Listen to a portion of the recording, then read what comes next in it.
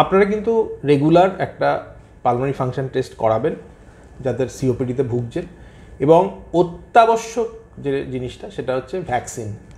Vaccine কিন্তু আপনাদের এই ছোটোখাটো যে ভাইরাল ইনফ্লুয়েঞ্জা কিংবা ব্যাকটেরিয়াল ইনফেকশনগুলোকে মারাত্মক আকার ধারণ করতে অনেকটা বাধা দেয় এবং হাসপাতালে ভর্তি হওয়ার চান্সটা অনেকটা কমিয়ে আনে।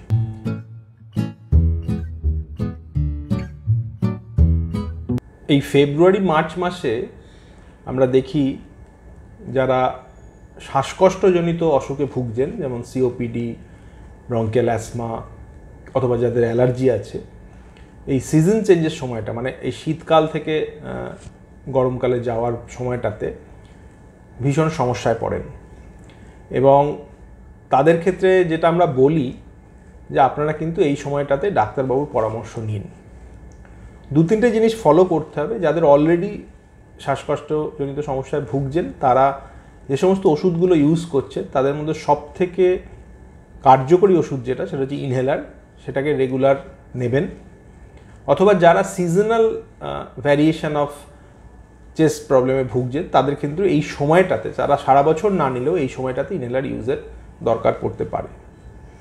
যারা অ্যালার্জিজনিত প্রবলেমে ভুগছেন তারা যে অ্যালার্জিক ওষুধগুলো আছে, অ্যান্টি অ্যালার্জিক, মন্টেলিউকাস্ট কিংবা লিভোসেট্রিজিন এই কম্বিনেশন অথবা অন্যান্য কম্বিনেশনের ওষুধগুলো কিন্তু এই সময় নিতে পারেন। যে তাদের হঠাৎ করে নাক দিয়ে জল পড়া, হাঁচি হওয়া, একটা তার থেকে একটা চেস্ট ইনফেকশন প্রেসিপিটেট করা, এগুলো কিন্তু এই সময় হতে পারে।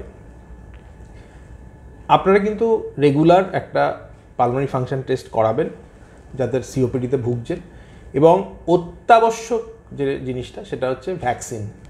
ভ্যাকসিন কিন্তু আপনাদের এই ছোটোখাটো যে ভাইরাল ইনফ্লুয়েঞ্জা কিংবা ব্যাকটেরিয়াল ইনফেকশনগুলোকে মারাত্মক আকার ধারণ করতে অনেকটা বাধা দেয় এবং হাসপাতালে ভর্তি হওয়ার চান্সটা অনেকটা কমিয়ে আনে। তো এইগুলো মাথায় রাখবেন।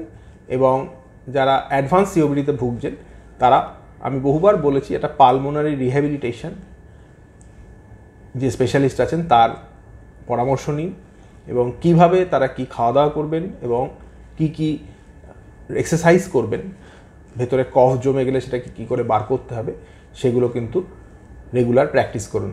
তাহলে কিন্তু আপনারা এই সিজন চেঞ্জের সময় যে সমস্যাগুলো হচ্ছে তার সমস্যাগুলো পড়তে বিরত থাকবেন। ভালো থাকবেন, সুস্থ থাকবেন।